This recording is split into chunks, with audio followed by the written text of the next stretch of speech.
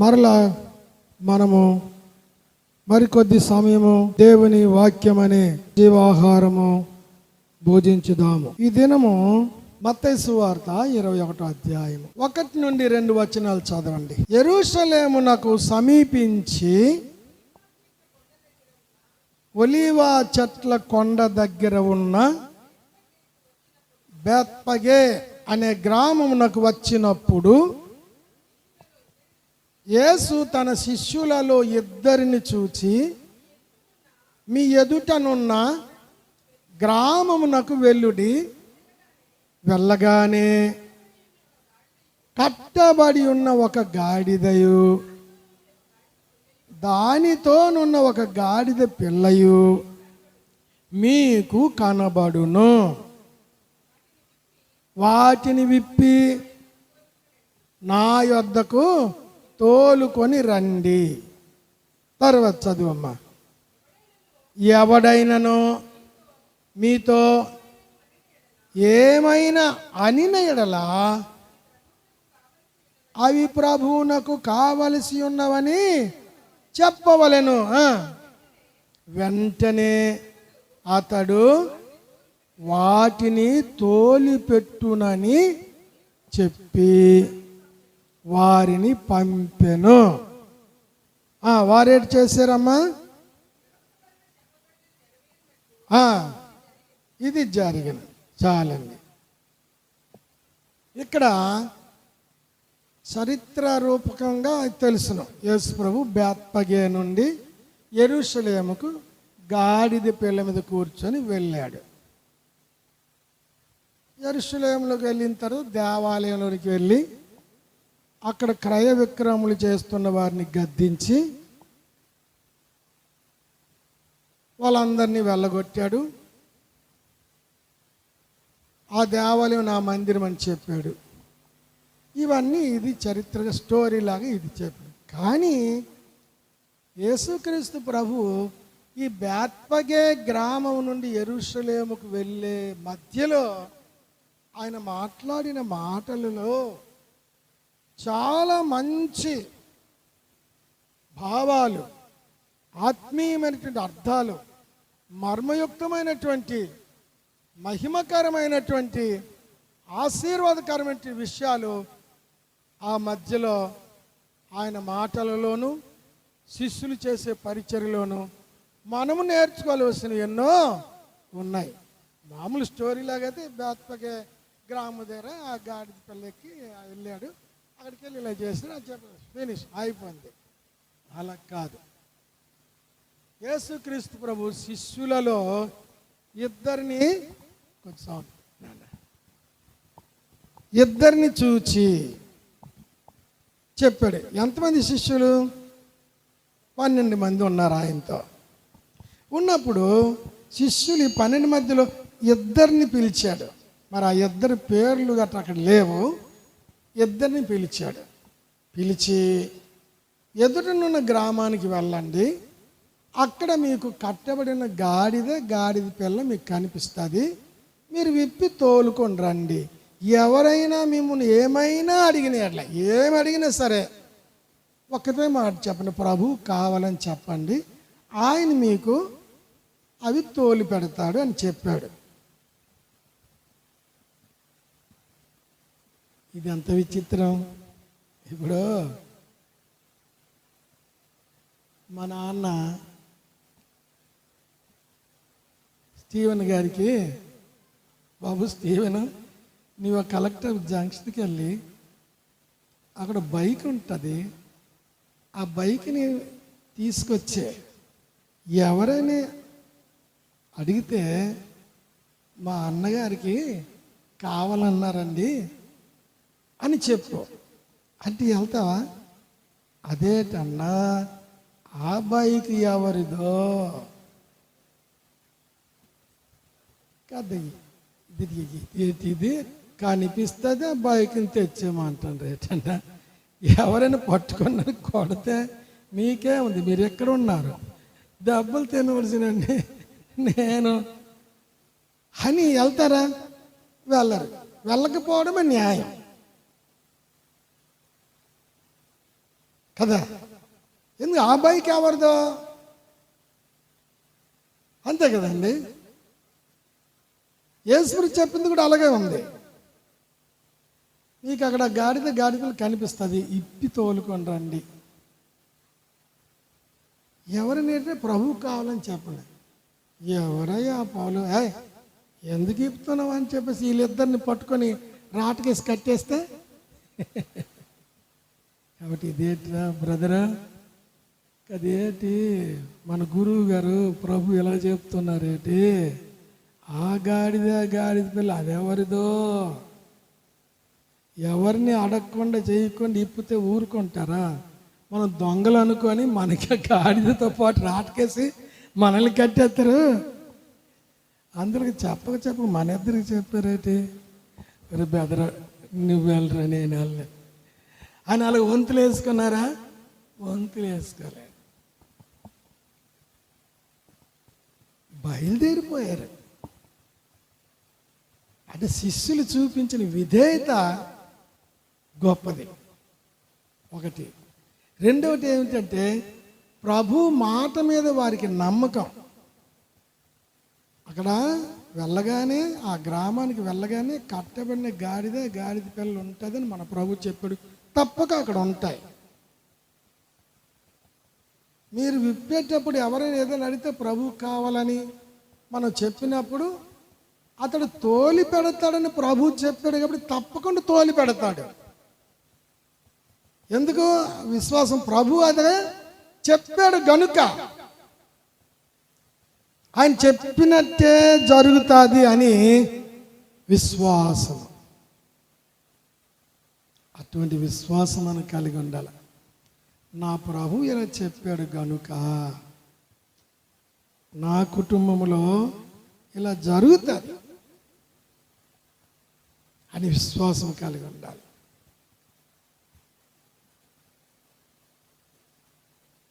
నన్ను ప్రేమించు వారిని ఆస్తికర్తలుగా చేస్తానన్నాడు. యెహోవా ఆశీర్వాదము ఐశ్వర్యమునిస్తాడు. ఐశ్వర్యము రెండు రకాల ఐశ్వర్యం. ఆత్మీయ ఐశ్వర్యము, భౌతికమైన ఐశ్వర్యం. ఆత్మీయ అభివృద్ధి, అనేకమైన తలాంతులు, కృపావరాలు,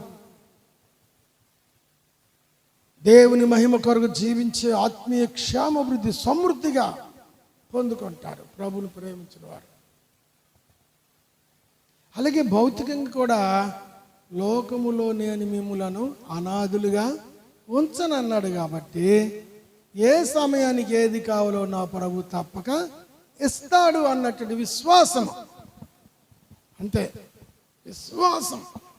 నా పిల్లలు చిన్నప్పుడు స్కూల్లో జాయిన్ చేసినప్పుడు కొంచెం జాయిన్ చేసినప్పుడు కూడా అప్పటి నుండి ఇదొక సైతాన్ తలుగు శోధన ఒకటి ఉంది కదా. క్రిస్టియన్ అయితే క్రిస్టియన్ అని రాస్తే నీకు రావాల్సిన రాయితీలు, ఎస్సీకి రావాల్సిన రాయితీలు ఇవ్వను. నేను క్రిస్టియన్ కాను, హిందూను అని రాసుకుంటే నీ ఎస్సీకి రావాల్సిన రాయితీలు అన్నీ, ఇక్కడ బెనిఫిట్స్ అన్నీ కూడా నీకు స్కాలర్షిప్లు, కాలేజీలో అట్లా సీట్లు, ఎస్సీ కోట, ఉద్యోగం రిజర్వేషన్లు ఎస్సీ కోట, ఉద్యోగుల ప్రమోషన్లు ఎస్సీ కోట, ఇవన్నీ నువ్వు అనుభవిస్తావు. కాబట్టి ఇవన్నీ కావాలా, నీకు యేసుప్రభు ఒక్కడు కావాలా అని అడుగుతున్నారు వాళ్ళు. అప్పుడు నన్ను ప్రేమించు వారిని నా ప్రభు ఆస్తికర్తలుగా చేస్తానన్నాడు గనుక నా ప్రభు పక్షానే నేను ఉంటాను. నేను ప్రభు బిడ్డననే చెప్తాను. వీళ్ళు ఇవ్వకపోయినా పర్లేదు, వీళ్ళు ఇచ్చే రాయితీలన్నిటికంటే ఎక్కువ నా బిడ్డలకి ఇవ్వగలడు అని విశ్వాసము. పిల్లలందరికీ క్రిస్టియన్ అని రాశాను. క్రిస్టియన్ అనగానే వాళ్ళు ఎస్సీ అని రాయకుండా BCC పెట్టారు. క్రిస్టియన్ టీచర్స్ కూడా ఉన్నారు ఆ స్కూల్లో. అదేంటన్నా మీరు అలాగా? పిల్లల భవిష్యత్తు గురించి ఆలోచించండి. ఎన్ని నష్టపోతారో పిల్లలు. అమ్మా, వీళ్ళ దగ్గర నష్టపోతే ఈ నష్టాలన్నిటికి మించిన లాభము ప్రభువు ఇస్తాడు. విశ్వాసం. మళ్ళీ ప్రేమగా యోబు భార్యలో ప్రేమతో చెప్పినట్టుగా సైతాన్ దూరి మాట్లాడినట్టుగా. అది కాదన్నా, మీరు క్రిస్టియన్, మీ పిల్లలు క్రిస్టియనా? మీ పిల్లలు యేసు ప్రభువు నమ్ముకున్నారా? వాళ్ళు చిన్నపిల్లలండి, వాళ్ళకి ఏంటి తెలియదండి. వాళ్ళకి ఎందుకు మీరు క్రిస్టియన్ అని రాస్తారు? వాళ్ళకి నమ్మలేదు కదా. అది ఎంత తెలివిగా. అప్పుడు నిజమే కదా, వాళ్ళు ఇంకా చిన్నపిల్లలు, 5వ తరగతి 5 సంవత్సరాలు పూర్తయినాయి, లేకపోతే 3 సంవత్సరాలు పూర్తయినాయి ఎల్కేజీ. చిన్నపిల్లలు, వాళ్ళకి యేసు ప్రభు రక్షణ తెలియదు, ఇవన్నీ తెలియదు కదా. వాళ్ళకి ఎందుకు క్రిస్టియన్ రాశాడము అనేసుకుంటారు తెలివిగా కొందరు. అదొక అమాయకత్వం. నిజమే, నా పిల్లలు స్కూల్కి వెళ్ళేటప్పుడు స్కూల్ బ్యాగ్ కూడా కొనడానికి లేదు. కాన్వెంట్ స్కూల్స్లో జాయిన్ చేయలేదు, మున్సిపల్ స్కూల్స్లో జాయిన్ చేశాను. అది మళ్ళీ క్రిస్టియన్ అని రాశాను. ఆ ఎస్సీ అని రాసుకున్న పిల్లలందరూ ₹1000 స్కాలర్షిప్లు అడిగి పొందుకుంటుంటే నా పిల్లలకి 600 స్కాలర్షిప్. మరి వాళ్ళందరూ ₹1000 అందుకొని లెక్క పెడుతుంటే వాళ్ళ మధ్యన 600 పట్టుకుంటే వీళ్ళు ఎంత క్షేమం, ఎంతది. అవన్నీ భరించారు పిల్లలు.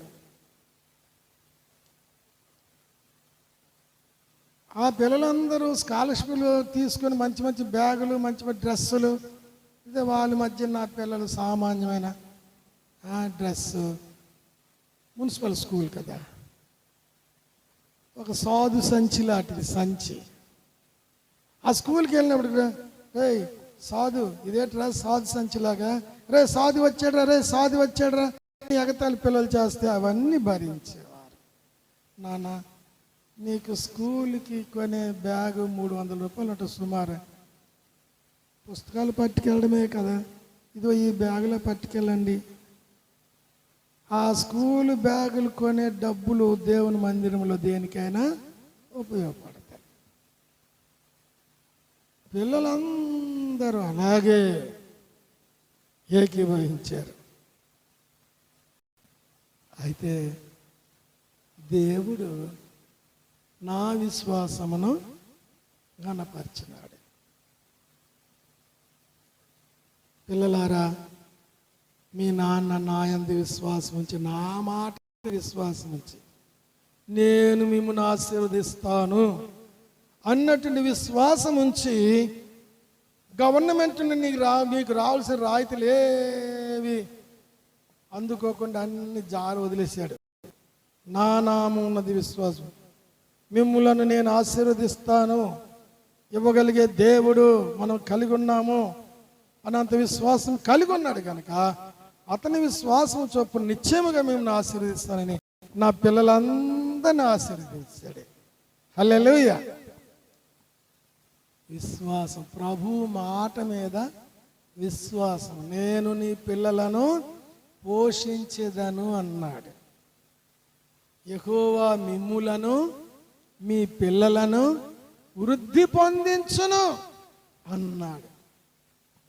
ఆయన మాట మీద విశ్వాసము.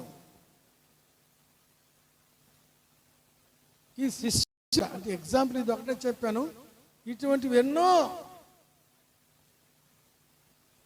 విశ్వాసము. ఈ ఇద్దరు శిష్యులు కూడా రే ప్రభు చెప్పాడు, అక్కడ గాడిద పిల్ల ఉంటుంది అన్నట్టు నిజంగా ఉంటుంది. అది మనం విప్పుదాం. విప్పినప్పుడు ఏంటి మీరు చేస్తానని అడిగితే ప్రభు కాలం చెప్తాం.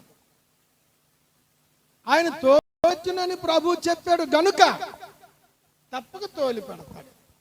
ప్రభు మాట మీద విశ్వాసం. ప్రభు వెళ్ళమన్నాడు, మారు మాట్లాడకుండా వెళ్ళిపోయాడు. అబ్రహాము కూడా నీవు ఫలానా పట్టణానికి వెళ్ళు, నేను తోడుంటా అనలే.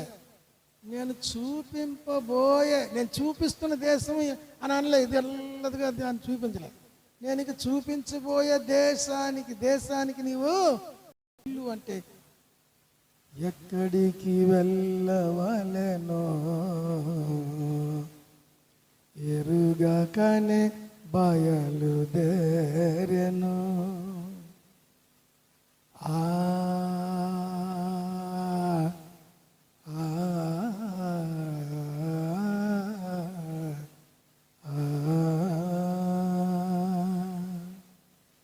ఎక్కడికి వెళ్ళవలెనో ఎరుగకనే బయలుదేరెను. ఎంత విశ్వాసం! హెబ్రీ గ్రంథకర్త అబ్రహామును దేవుడు పిలిచినప్పుడు ఎక్కడికి వెళ్ళవలెనో అది బయలుదేరాడు. నా దేవుడు ఆ దేశం ఏదో నాకు చూపిస్తానన్నాడు, చూపిస్తాడు.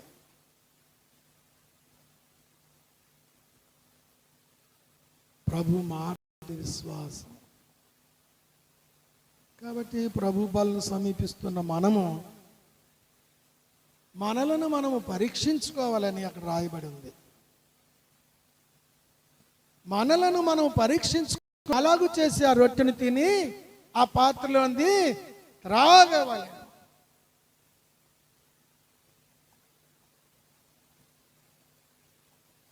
పరీక్షించుకోవాలి. విశ్వాసం నీకుందా? వెళ్ళమని చెప్పగానే శిష్యులు వెళ్ళిపోయినారు తల వంచి. ఇదేంటి ప్రభు మా ఇద్దరికి చెప్పడం ఏంటి? మిగతా 10 మంది ఉన్నారు కదా, వాళ్ళకి చెప్తే బాగుంది కదా అనలే, అనుకోనలేదు కూడా. ప్రభుకి ఏముంది, ఆయన ఇక్కడ ఉంటాడు, మనమే అక్కడ. అది కూడా ఇక్కడ కాదు, అక్కడ కాదు, ఎదుటిన్న గ్రామానికి వెళ్ళమన్నాడు. ఎక్కడ ఉంటాడు, మనం ఆ గ్రామంలో గ్రామస్తులందరూ మళ్ళీ పట్టి కొడితే అనుకోలేదు. అలాగా అటువంటి విధేయత మనలో ఉందా? ప్రభు తోలి పెడతాడు అని చెప్పాడు, తప్పక ప్రభు చెప్పినట్టునే అతను తోలి పెడతాడు అని విశ్వాసం. ప్రభు మాట మీద అటువంటి విశ్వాసం నీకుందా? ప్రియ కుమారి, ప్రియ కుమారుడా, నీ అనుదిన జీవితంలో, నీ కుటుంబ జీవితంలో, నీ కొరకు, నీ కుటుంబం కొరకు, నీ బిడ్డల కొరకు విశ్వాసము, ప్రభు మాట మీద విశ్వాసము ఉందా? పరీక్షించుకునే సమయం ఇది.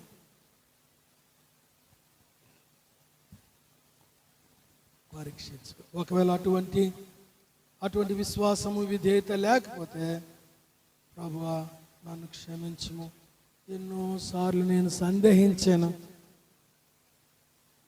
ఎన్నోసార్లు నీ మాట మీద విశ్వాసం లేక నీవు చెప్పినట్లు నేను చేయలేదయ్యా, క్షమించు ప్రభు అని ప్రభువుని అడుగుదాం. ప్రభు బలను సమీపించే ముందు నిజముగా వీరికి ప్రభు మాట మీద ఉన్నటువంటి విశ్వాసం చొప్పున వీరు బయలుదేరినారు. నిజముగానే అక్కడ కట్టబడి ఉన్న గాడిద పిల్ల 2 ఉన్నాయి. ప్రభు చెప్పినట్టు విప్పుతున్నారు. ఆ యజమానుడు వచ్చారు. ఏంటయ్యా మీరు చేస్తున్నారంటే, ఇవి ప్రభు కావాలండి అంటే, నిజముగానే అతను మారు ఎవడయ్యా ప్రభు అనలే. మీరు ఎవరయ్యా, ఇది ఎవరివి, ఇది మీ సొంత గాడిని ఇప్పేస్తానండి అని ఏమీ అనలేదు. చుట్టూన్నలు గుమ్ముకూడి పొట్టండ్రి 7 దొంగలు ఎత్తుకెళ్ళిపడికి వచ్చారు, ఏది అనలేదు. ప్రభు చెప్పినట్లే ఆ గాడిదల యజమాని వాటిని తోలిపెట్టాడు. నీ ప్రభు మాట అంత గొప్పది. ఆ వ్యక్తి అలాగ అంటాడని ప్రభువుకు తెలుసును. కీర్తనకారుడు అలాగన్నాడు, నా నాలుకకు మాట రాక మునిపే నేను ఏం మాట్లాడుతానో నీకు తెలుసును అన్నాడు. నువ్వు అంత అద్భుతకరుడు. తలపులు నా మదిలో పుట్టక ముందే వాటిని నువ్వు ఎరుగుదువు. నేను ఆకాశమునకు ఎక్కిపోయినను, నిజంగా నీవు అక్కడ ఉన్నావు. పాతాళంలో పండుకొనినను, అక్కడ కూడా నీవు ఉన్నావు. నీ జ్ఞానము నా బుద్ధికి మించున్నది. నేను వేకు రెక్కలు ధరించుకొని సంద్రమునకు అవతల నేను నివసించినను, అక్కడను నీ హస్తము నాకు తోడుగా ఉంటుంది. ఏనా? సముద్ర దిగంతములలోనికి వెళ్ళినా సరే అక్కడ కూడా నీ హస్తము తోడుగా ఉంటుంది ప్రభువా. అందుకే ఆ భక్తుడు అలా పాడాడు, ఏమి దాచగలను నా ప్రభువా, ఎందు దాగగలను. నీ ఎదుట నేను ఏమి దాచగలను? నేను ఎక్కడ దాగగలను? సకలము నెరిగిన సకలేశ్వరుడా, సకలము నెరిగిన సకలేశ్వరుడా, ఏమి తెలుపగలను నా విన్నపం ఎటుల వేడగలను. ఏమి తెలుపగలను నా విన్నపం ఎటుల వేడగలను. అన్నీ నీకు తెలుసు. చూడండి, ఒక మాట చదవండి దయచేసి. 139వ కీర్తన 2-3 వచనాలు చదవండి. 139వ కీర్తన 2-3 వచనాలు. నేను కూర్చుండుట, నేను లేచుట నీకు తెలియను, నాకు తలంపు పుట్టక మునిపే నీవు నా మనసును గ్రహించుచున్నాను. నా నడకను నా పడకను నీవు పరిశీలన చేసి ఉన్నావు. నా చర్యలన్నిటిని నీవు బాగుగా తెలుసుకొని ఉన్నావు. అందరూ ఆయన ఒక మాట ఉంది, ప్రభు మనుషుని ఆంతర్యమును ఎరిగినవాడు. ఆ గాడిద యజమాని అక్కడక్కడ ఉన్నాడు.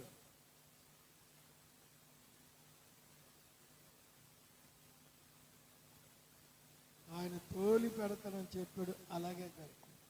కాబట్టి బిడ్డ, దేవుని కుమారుడా, దేవుని కుమారి, ప్రభు నీ భవిష్యత్ పరిస్థితులు అన్నీ కూడా ప్రభుకి తెలుసును. ఆయన ఏది చెప్తే అదే జరుగుతుంది.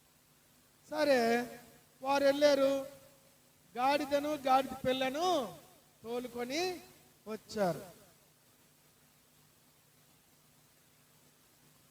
అది కూర్చొనేది ఒక్క గాడిద మీద కదా, రెండింటి తోలుకొని రమ్మనేటి. వీళ్ళు కూడా అది కాదు ప్రభు, రెండెందుకు అనలే వీళ్ళు అలాగ అన్నారా? రెండెందుకండి, ఒకటి తోలుకి వస్తాం.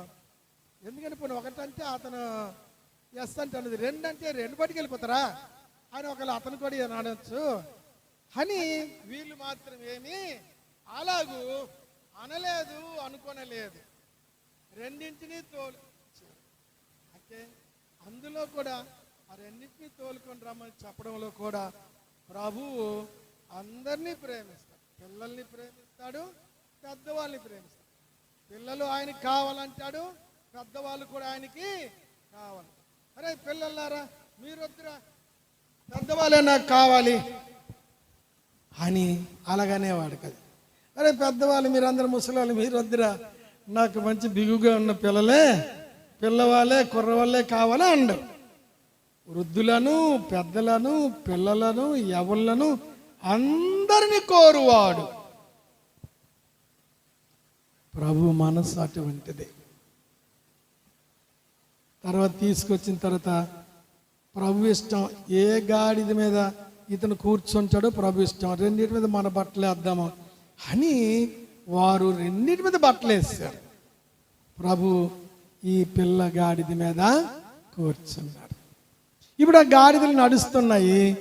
ఆ గాడిద మీద కూర్చున్న ప్రభువును చూచి ఆ గాడిదలకు దారిలో తెల్లని వస్త్రాలు పరిచారు. కొమ్మలను, చెట్ల కొమ్మలు నరికి పరిచారు. అంతే. మనకి ఈ యొక్క ఆశీర్వాదం మనల్ని చూసిన వారు వీళ్ళు దేవుని జీవము కలిగిన బిడ్డలని మనల్ని గౌరవించడానికి కారణం మనలో ఉన్న ప్రభువును బట్టి. సరే, వెళుతున్నప్పుడు ముందు వెనుక ఉన్నవారు ఆయన శిష్యులు, ప్రజలు ఆర్భాటముతో దేవుణ్ణి స్తుతిస్తూ ఉన్నారు. స్తుతిస్తూ ఉంటే ఈ శాస్త్రులు, పరిసయ్యులు, ఒరే మనం ఎంతకాలం ఇక్కడ ఉన్నాము, మనకు ప్రజలంతా గౌరవిస్తున్నారు అనుకున్నాము, మనకెప్పుడు కూడా ఇటువంటి ఆర్భాటము, స్తుతి గీతములు, హల్లెలూయా పాటలు, హోసన్న పాటలు మనకు లేవు.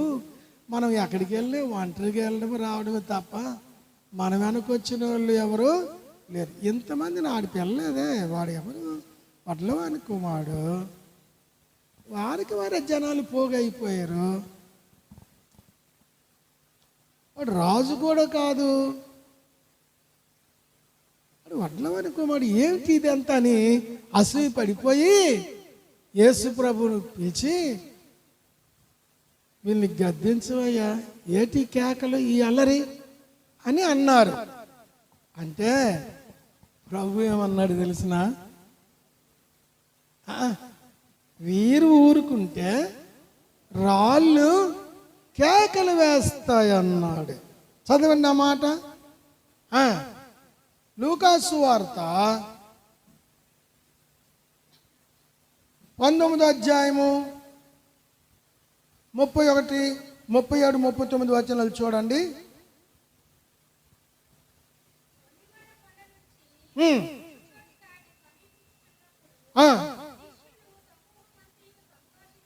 ఎవరెవరు? శిష్యులు, ఆయనతో ఉన్న సమూహం అంతయు.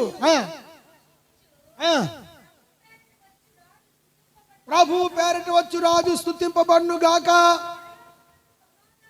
పరలోకమందు సమాధానమును, సర్వోన్నతమైన స్థలములలో మహిమయు కలుగును గాక అని తాము చూచిన అద్భుతములన్నిటిని గూర్చి మహాశబ్దముతో దేవుణ్ణి స్తోత్రము చేయసాగిరి. ఈ దినం ఆరాధించినప్పుడు కొందరు దగ్గరగా ఆరాధించేశారు. అవును, ప్రభు ఆరాధన విలువైంది. మెల్లకి ఎందుకు అనాలా? ఎవరు వినకూడని మాటలైతే మెల్లకి అనాలా, రహస్య మాటలైతే మెల్లకి అలా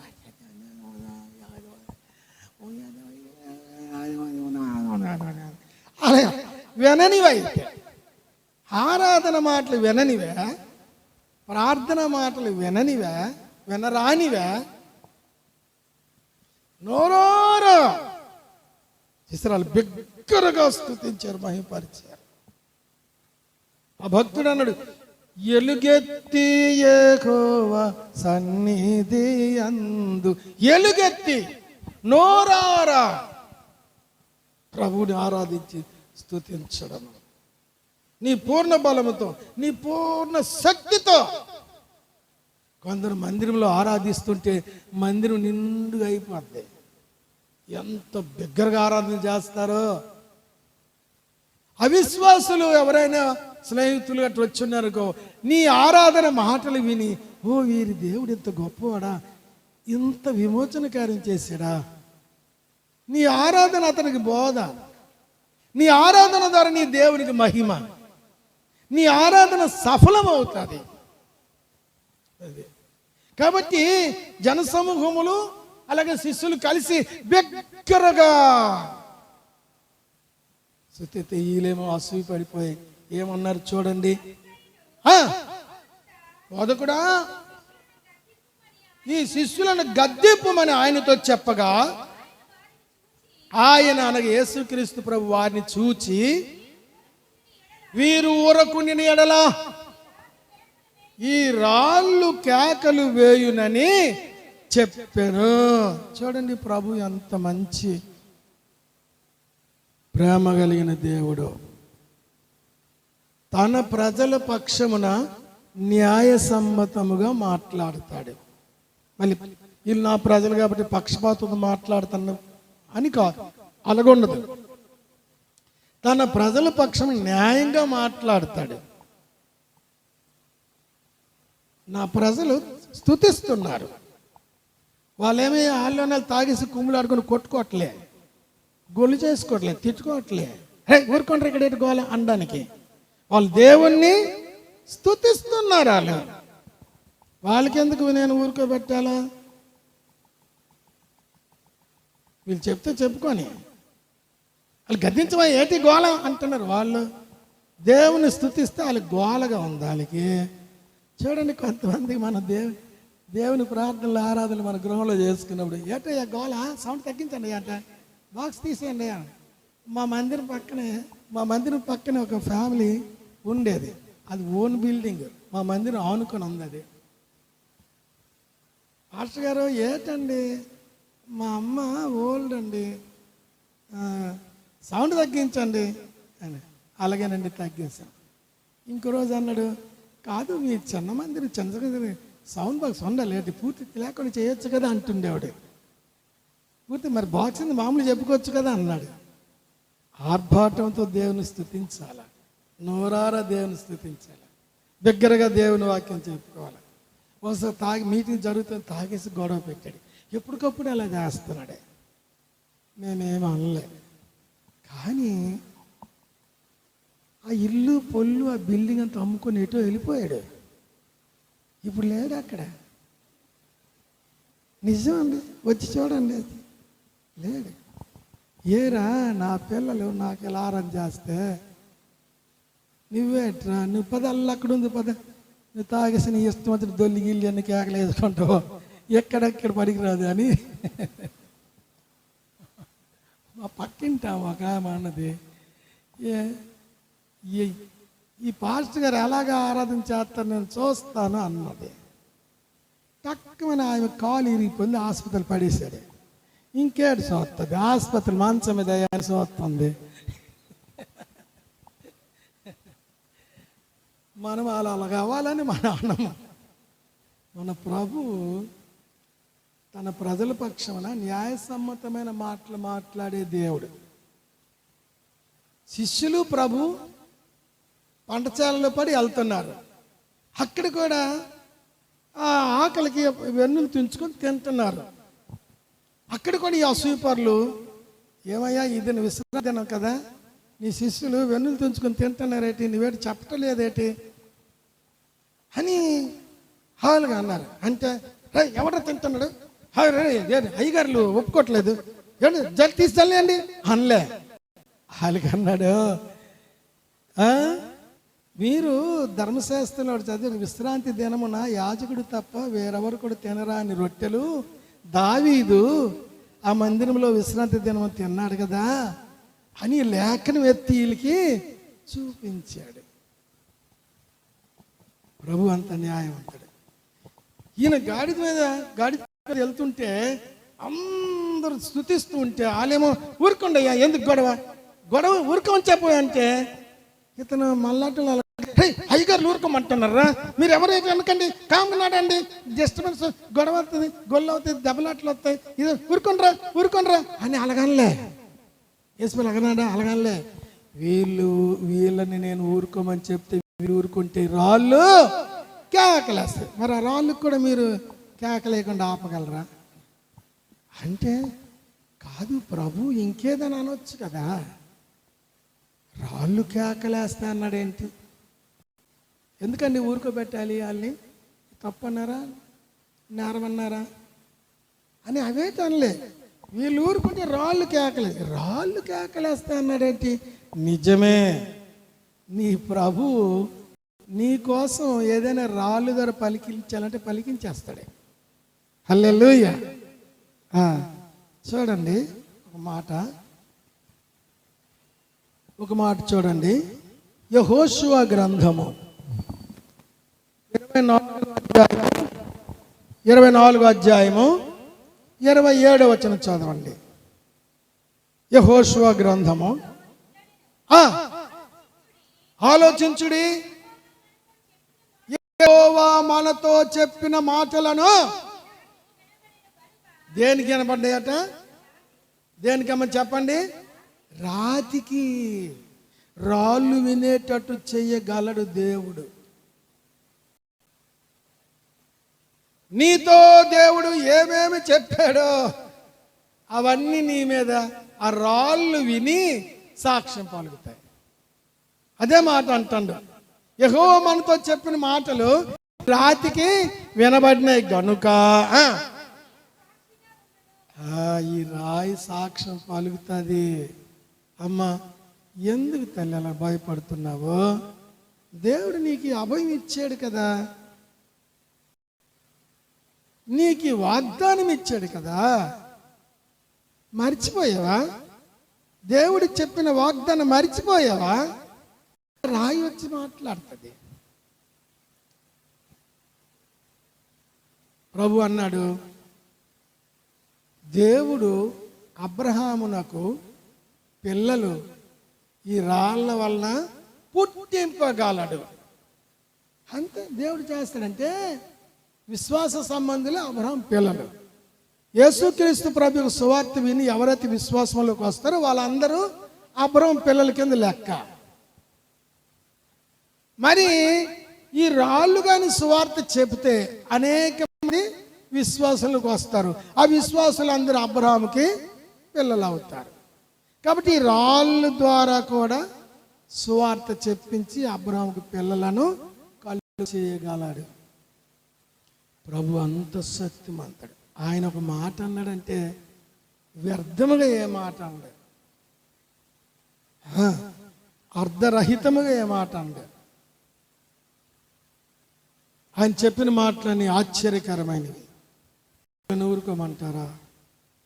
వీళ్ళు ఊరుకుంటే రాళ్ళు కేకలేస్తాయి, దేవుణ్ణి స్తుతిస్తాయి. రాతిలో నుండి నీళ్లను రప్పించిన వాడు, రాళ్లతో చేయగలిగిన వాడు నీ ప్రభు. ఇలాగెన్నో ప్రభు శిలువ మీద చనిపోయినప్పుడు బండలు బద్దలైనాయి. ఎవరైనా సుత్తులతో కొట్టారా బండలకి? బండలు బద్దలైనాయి. సృష్టి యావత్తు ఆయన హస్తములో ఉంది. అంత గొప్ప దేవుడు. యెహోషువ ద్వారా మాట పలికించాడు. జనులారా, మనతో దేవుడు ఏ మాట చెప్పాడో ఈ రాతికి వినపడ్డది. ఈ రాతి మరలా ఈ రాయి మన మీద సాక్ష్యము పలుకుతుంది.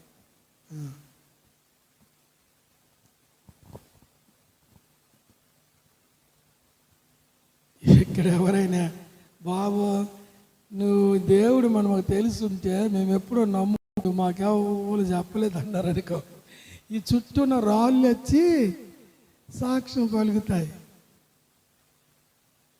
హోరేబు సంఘస్థులు మీ కళ్ళెదుటలే రావడము, మీ పక్కన ఆరాధన చేయడం మీరు చూడలేదా? ఆ పాటలు మాటలు మీరు వినలేదా? రాళ్ళు మాకు వినబడ్డాయి, మీకేం లేదా? మీరేం లేదా? మీకు లేదా అని రాళ్ళు. కాబట్టి దేవుడు రాళ్లను మాట్లాడి చెప్పగలడు. కాకులకి మరి ఇంకేట్లేరా, దేవదూత పంపించి అల్లా అక్కడ అరణ్యంలో అన్నాడు ఏలియా, దేవదూత పట్టుకెళ్ళి అనొచ్చు కదా. కాకులు అంటే స్వార్థపూరితమైన కాకిని కూడా నీ కొరకు మంచికరంగా వాడుకుంటాడు. అంత సమర్థుడు. క్రూర మృగాలు నరులను చూస్తే చీల్చి తినేస్తాయి. అటువంటి మృగాలను కూడా దేవదూతను పంపించి ఆ మృగాలు నోళ్ళు ముయించాడు. ఇతను దేవుని భక్తుడు, ఇతనికి మీరు ఎవరేట అనకండి అని. ఆ మృగాలు అని కాముగా ఉన్నాయి. కాసేపు ఆగండి, బలిసినవి కొవ్వు కొవ్వెక్కినవి మీకు వస్తాయి. నిజమే. వీళ్ళందరినీ తీసుకెళ్ళి పడేసారు అందులో. వీళ్ళని వీళ్ళ కుటుంబాలని ఎవరిని దానియాల్ని పడవేసినారు. బలిసిపోయినవి. అంత శక్తిమంతుడు నీ ప్రభు, నీ కొరకు అన్ని చేయగలడు. సముద్రం మీద నువ్వు వెళ్తున్నావు అనుకో, యోన వెళ్తాడు, సముద్రంలో తుఫాను పెట్టింది ఆయనే. శిష్యులు సముద్రం మీద వాళ్ళు వస్తుంటే తుఫాన్ని చల్లార్చినాడు ఆయనే. ఆయన చేతులు అన్నీ ఉన్నాయి. నీకోసం అన్ని చేస్తాడు. ప్రభు మాట మీద నమ్మిక ఉంచు, ప్రభు మీద నమ్మకం ఉంచు, ప్రభుని హత్తుకొని ఉండు. అది ఆ తరువాత ఆయన దేవాలయంలోనికి వెళ్ళక ముందు యెరూషలేము పట్టణానికి సమీపముగా ఉన్నప్పుడు ఆ యెరూషలేము చూసి ఏడ్చాడు. బేత్లెహేము నుండి ఎక్కడికి వెళ్తున్నాడు చెప్పండి? యెరూషలేముకి వెళ్తున్నాడు. దారిలో ఇవన్నీ అయినాయి. ఇక యెరూషలేము దగ్గరికి వచ్చేసారు. యెరూషలేము దగ్గరికి వెళ్ళిన తర్వాత యెరూషలేము దగ్గర నిలబడ్డాడు. బయట నిల్చొని దాన్ని చూచి ఏడ్చాడు. యెరూషలేమా, యెరూషలేమా, కోడి తన పిల్లలను రెక్కల కిందికి చేర్చుకోవాలని ఆశపడినట్లు నిన్ను కూడా చేర్చుకొని సంరక్షించాలని, కోడి పిల్లలను సంరక్షించిన కోడిలాగా నిన్ను కూడా నా రెక్కల కిందికి ఆశని సంరక్షించాలనుకుంటే నీవు రానొల్లక పోతివి. చూడండి, గద్ద ఇంకని తిరిగిందనుకో, ఆ కోడి ఏడ్చేస్తుంది. ఈ పిల్లలకి తెలియదు. వాటి మట్టుకు అక్కడ అవి ఏరుకొని ఉంటాయి. తల్లికి తెలుసును. కుక్క అనేసరికి పిల్లలన్నీ వచ్చి రెక్కల కింద దూరిపోతాయి. ఏ పిల్లైనా రాకుండా అక్కడ ఉందనుకో, ఆ గద్ద చేయమని పిల్లని పట్టుకెళ్ళిపోతుంది. పట్టుకెళ్ళి ముందు దాని కళ్ళే పొడిసేద్దట ముందు, తర్వాత పేగులు లాగేస్తుంది, తినేస్తుంది. మీరు రానొల్లకపోతే సోదరా సోదరి, ఇంకా ఎవరైనా ప్రభు దగ్గరికి రానొల్లకపోతే, ప్రభు పిలిచినప్పుడు ఆయన రెక్కల ఆశ్రమం కిందికి నీవు రాకపోతే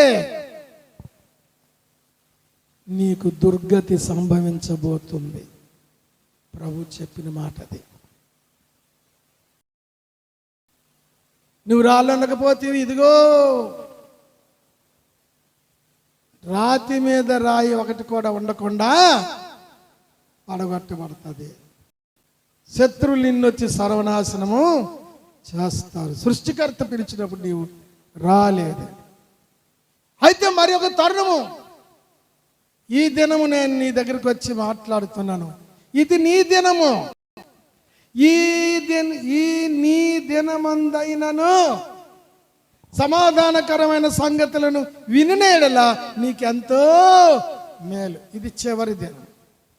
ఇక నేను మరి కొద్ది రోజుల్లో ఈ లోకం నుండి వెళ్ళిపోతాను. నీతో మాట్లాడే దినం ఇది చివరి దినం. ఎన్నోసార్లు మాట్లాడి, కానీ ఇప్పుడు ఇంతవరకు ఆఖరిగా చెప్తాను, ఇది నీ దినము. చదవండి ఆ మాట. నీవును ఈ నీ దినమందైనను సమాధాన సంబంధమైన సంగతులను తెలుసుకొని ఎడలా నీకెంతో మేలు. ఏడ్చాడండి. ఇక నేను వెళ్ళిపోతున్నాను.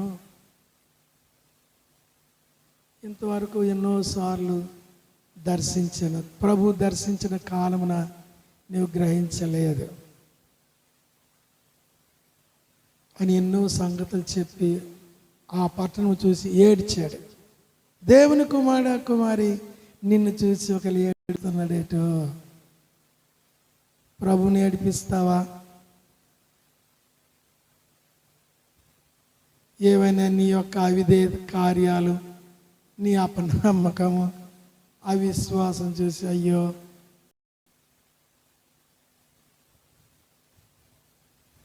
ఏంటి నా కుమారుడు, ఏంటి నా కుమార్తె అని నిన్ను చూసి ఏడుస్తున్నాడు. ఒకసారి నీ జీవితాన్ని పరిశీలన చేసుకో. ఆ తర్వాత యెరూషలేము వెళ్ళాడు. యెరూషలేములో ఆర్భాటం తిరుగుతుంటే ఆ యెరూషలేము పట్టణస్థులు, వీళ్ళు ఎవరితను గాడిద పిల్ల మీద కూర్చొని తిరుగుతుంటే ఈయన చుట్టూ ఇంత జనాలేటి అని యెరూషలేము పట్టణస్థులు అందరూ ఆశ్చర్యపోతున్నారు. అప్పుడు కొందరు చెప్పారు, ఈయన నజరేయుడేనా యేసు అన్నారు. అసలు యెరూషలేమును ప్రభువు కోరుకున్నాడని బైబిల్ ఉంది. కోరుకున్న యెరూషలేమే, ప్రేమించబడిన యెరూషలేమే ఆయన గుర్తించలేదు. దేవుని కుమారి నిన్ను కోరుకున్నాడు. నువ్వు ప్రభు చేత కోరబడినావు, పిలువబడినావు, ఆయన సన్నిధికి వచ్చావు. మరి నీవే ఆయన్ని ఎరుగకపోతే ఎలాగా? అటువంటి పరిస్థితి ఉంటే సరి చేసుకో. ప్రభువా, నిన్ను ఎన్నోసారి దుఃఖపెట్టాను ప్రభువా, నిన్ను ఎరిగిన వ్యక్తిలాగా నేను నా యాటిట్యూడ్స్ అసలు లేవు ప్రభువా, క్షమించు. నన్ను చూడగానే ఈ బిడ్డ యేసుని ఎరిగిన బిడ్డ, ఈయన యేసుని ఎరిగిన బిడ్డ అని చెప్పాలి. పౌలు గారు అన్నారు, మీ క్రియలు చూస్తే మీరు యేసుని ఎరుగని వారైనట్టున్నారు అన్నాడు. కాబట్టి ఆయన యెరూషలేము వీధుల్లో తిరుగుతున్నప్పుడు వాళ్ళకి ఎవరికి తెలియదు, ఇతను ఇంత ఆర్భాటం తిరుగుతున్నాడు అనుకుంటే, అప్పుడు శిష్యుల్లో ఈ జనసమూహంలో చెప్పారు, ఈయన నజరేయుడైన యేసు అని. ఆ తరువాత దేవాలయంలోనికి వెళ్ళాడు ప్రభు. ఇక్కడ చాలా గమనించండి, వెళ్ళిన వెంటనే అక్కడ క్రయ విక్రయములు చేయుచున్న వారిని గద్దించలేదు. దేవాలయంకి వెళ్ళి ఆ దేవాలయం అంతా చూశాడు, వాళ్ళందరిని చూశాడు, దేవాలయం ఆవరణ చుట్టూ చూశాడు, దేవాలయం ప్రాంగణం చుట్టూ చూశాడు, అక్కడ జరుగుతున్నవన్నీ గమనించినాడు. గమనించి చూచి ఏమనలేదు, అక్కడి నుండి వెళ్ళిపోయాడు. చూడండి ఆ మాట. ఆ మరుసటి రోజు మళ్ళీ దేవాలయానికి వచ్చాడు. లేఖనములు అలాగ రాసింది చూడండి. మార్కు సువార్త 11:11 చదవండి. మార్కు సువార్త 11:11. ఆయన యెరూషలేమునకు వచ్చి దేవాలయములో ప్రవేశించి చుట్టూ సమస్తమును చూశాడు. అక్కడ వాతావరణం అంతా చూశాడు, అక్కడ మనుషులందరూ విషయాలు చూశాడు. ఆ క్రయ విక్రయాలు చేస్తున్నారు, జనాల్ని ఎలా దోచుకుంటున్నారో అన్ని చుట్టూ చూచి సాయంకాలం అయినందున అది బేతనీకి వెళ్ళిపోయాడు. దేవుని వదిలేసి వెళ్ళిపోయాడు. వెళ్ళిన రోజు ఎవ్వరికి ఏమి అనలే. అది ఎవ్వరికి ఏమనలేదు, వెళ్ళిపోయినాడు బేతనీకి. మరునాడు మరలా దేవాలయానికి వచ్చాడు. ఆ మాట చదవండి. 11:12 చదవండి. మార్కు 11:12 నుండి. అదిగో మరునాడు, ఆ మాట గమనించండి. దేవాలయం నుండి వెళ్ళిపోయాడు, ఆ మరుసటి రోజు మళ్ళీ దేవాలయానికి వచ్చాడు. ఇక అక్కడి నుండి జరిగిన విషయాలన్నీ మీకు తెలుసును. చూడండి, మీకు లేఖనం చూపించక్కర్లేదు. మరునాడు దేవాలయానికి వచ్చాడు. ఆ దేవాలయంలో వ్యాపారం చేస్తున్న వారందరిని చూచి, నా మందిరము ప్రార్థనా మందిరం అనబడును అని వ్రాయబడి ఉన్నది. ఆ, ఇక్కడ చూడండి, దాన్ని ఒక సినిమా హాల్లాగా చేశారు అనలే, దాన్ని ఒక స్కూల్ లాగా చేశారు. ఇది మందిరం కదా, ఇక్కడ ఆరాధన ప్రాంతం జరగాలి, ఇక్కడ స్టూడెంట్స్ పిలిచి స్కూల్ లాగా చేశారంటే అనలే, సినిమా హాల్లాగా చేశారు అనలే, లేకపోతే ఎఫ్సిఐ గుడం లాగా చేశారు అనలే. ఏంటన్నాడే ప్రభు మాట్లాడే ప్రతి మాటలో సత్యం ఉంటుంది. కరెక్ట్గా మాట్లాడతాడు. ఎవరి గురుండి అయినా, దేని గురించి, నీ గురుండి అయినా కరెక్ట్గా మాట్లాడతాడు ఆయన. ఒక దానితో పోల్చాడంటే అడ్డదిడ్డంగా అనాలోచనగా ఏదో ఒకటి పోల్చాడు. నువ్వు సరిగ్గా దేనికి సరిపోతే దాన్ని పోలి చెప్తాడు. ఒక అతన్ని చూశాడు, ఇతడు బోయర్గనేసు అన్నాడు, అంటే ఉరిమెడు వాడు. నిజమే, కాముగా ఉంటాడు, కానీ సడన్గా ఉరిమి ఎప్పుడైనా ఎలాగొస్తుంది, మామూలుగా ఉండి పడుతుంది. అడు మందిరంలో మన ఇళ్లలో పడుకున్న వాళ్ళకి భయపడిపోతాం, ఊరినని ఏది పడిపోతుంది మా బిల్డింగ్ మీద అని సడన్గా ఉరుముతుంది. అతనికి ఆ పేరు పెట్టాడు, ఆ వ్యక్తికి బోయర్గనేస్, ఉరిమేడు వాడు. ఎంతోమందికి అలాగ పేర్లు పెట్టాడు.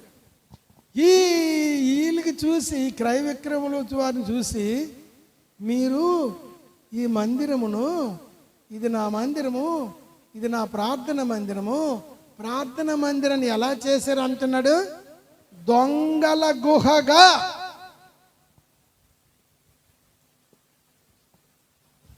దొంగల గుహతో ఎందుకు పోల్చాడు?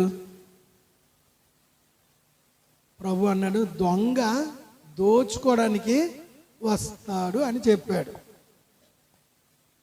గుహలో ఉన్న దొంగలు ప్రజలను దోచుకున్నట్టుగా మీరు ఈ మందిరంలో ఉండి ఈ మందిరానికి వచ్చిన ప్రజలను దోచుకుంటున్నారు.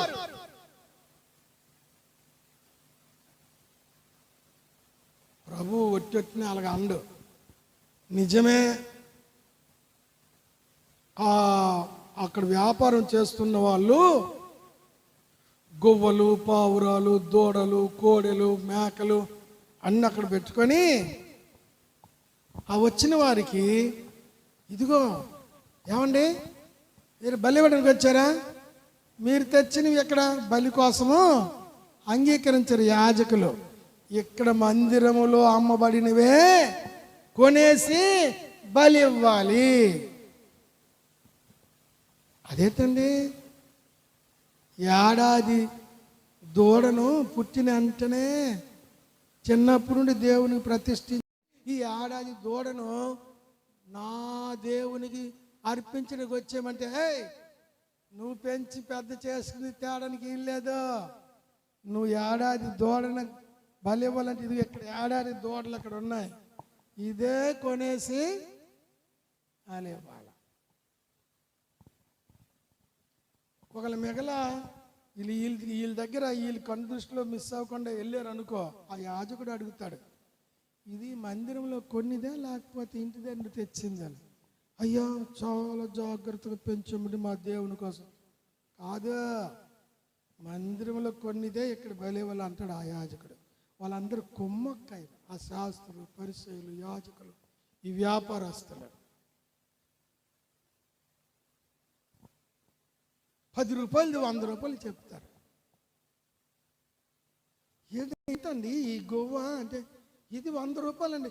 అయ్యో మాకు అక్కడ 10 రూపాయలు దొరుకుతుందండి, రారు అక్కడికి వెళ్తాం అంటే, అరే బాబు నువ్వు బయట 10 రూపాయలు కాదు 10 పైసలు తెచ్చిన, నీకు సులువు దొరికిన తెచ్చిన, ఇక్కడ అది బయట కొన్నిది ఇక్కడ అంగీకరించబడదు, ఎక్కడ కొన్నివే. అలాగూ ప్రజల సొమ్ము దోచుకున్నారు, దొంగలు దోచుకున్నట్టుగా. అందుకే ప్రభు అన్నాడు, నా ప్రార్థన మందిరమును దొంగల గుహగా మీరు చేస్తున్నారు. కాబట్టి చూడండి, బేత్పగే నుండి దేవాలయకు వచ్చే లోపుని ప్రభు పలికిన మాటలు ఎంత విలువైనవి, అర్థసహితమైనవి, అనాలోచనగా పలికేవేవి కాదు. ఎంత విలువైన మాటలు. వాళ్ళందరినీ వెళ్ళగొట్టాడు. ఎవరినైనా అలాగ వెళ్ళగొట్టాడా? యేసుప్రభు ఎప్పుడైనా కోపమైనాడా? కోపంతో మండిపడి ఆ బుట్టలతోని, జంగిళ్ళతోని, గంపలతోని పెట్టుకున్న గొవ్వలు, పావురు పిల్లలు అన్ని ఇసిరేశాడు. ఈ దూడలు, కోడలు, ఈ గొర్రెలు ఇవన్నీ ఈ పలుపులు ఇంపేసి, రే ఈ పై దీన్ని కట్టిప్పు అని అన్ని కోడలతో బయటికి తోలేశాడు. అందరిని తగిలేశాడు. అందుకే శాస్త్రులు, పరిచయులు అప్పుడే మనలేకపోయారు. ఆయన చుట్టూ జనాలు, స్తుతించిన వాళ్ళు, శిష్యులు అందరూ అప్పుడే అలాగే. తర్వాత అన్నారు, నీవే అధికారం చేత ఇవన్నీ చేస్తున్నావు అని అన్నారు. తర్వాత సర్వాధికారి ప్రభు తెలిసిన వాళ్ళకి తెలియదు. అవి వెళ్ళగొట్టిన తర్వాత అక్కడికి వచ్చిన రోగుల్ని స్వస్థపరిచినాడు. స్వస్థపరిచిన తర్వాత అక్కడ పిల్లలు దేవాలయంలో దేవుణ్ణి హోసన్న పాటలు పాడి పిల్లలు కేకలేస్తున్నారు దేవాలయంలో. అప్పుడు మరలా అక్కడ కూడా ఈ పిల్లలు ఎలా కేకలేస్తున్నారో నీకు కనబడలేదా అని అన్నారు పెద్ద మేధావులు. ఏటి మందిలో గొల్లేటి పిల్లలు, ఏటి ఇది, ఇది సంత, ఇది కాదు ఎన్నాళ్ళు దొంగల గోలు వచ్చేసి అప్పుడే కూడా అడగలే, ఏటే ఇది బజారే, ఇది సంత ఏటే అని అప్పుడే పిల్లలు దేవుని స్తుతిస్తుంటే ఏటే ఇక్కడ గోళ, ఇది దేవుని మందిరం, ఊరుకోమను అంటే ఆవిడ ప్రభు అన్నాడు, నీకు లేఖనం తెలీదా? ఇంత స్టీఫెన్ నాన్న చెప్పిన వచనం, బాలురు ఎక్కయు చంటి పిల్లలు ఎక్కయు వారి నోట స్తుతుల మూలమున దేవుడు ఒక దుర్గమును స్థాపించినాడు. కానీ పిల్లల స్తుతులు అంత విలువైనవి, యవనస్తుల స్తుతి స్తోత్రములు అంత విలువైనవి, పెద్దవాళ్ళ యొక్క స్తుతి స్తోత్రములు అంతా విలువైనవి. ఊరందరికి అన్న నీకు విలువిచ్చిన వాడు నీ ప్రభు. హల్లెలూయా. అందరి దగ్గర దేవుని స్తోత్రం చెప్పండి, హల్లెలూయా. మన ప్రభు తన ప్రజలకు విలువ ఇచ్చినవాడు. దేవుని స్తుతించాలి.